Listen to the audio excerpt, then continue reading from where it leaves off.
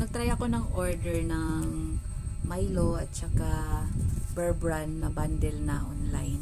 Ito yung lagayan nila. Maganda naman yung pagkabalot. May nakalagay nga na fragile eh. Kagatuwa.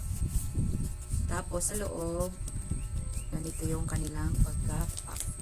Ang ganda ng pagka-arrange. May bubble wrap. Ayan ito. Ayan. Siksik siya. Nakasiksik talaga.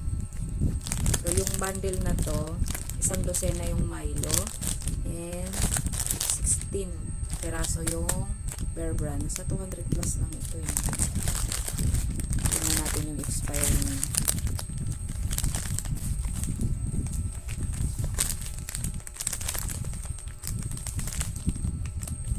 Okay, yung expiry.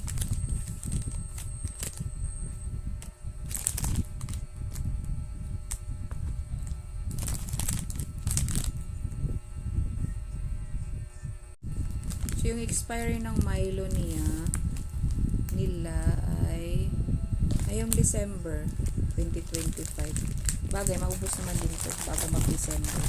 Yung kanilang gatas ay April next year. 1 year. Okay naman guys.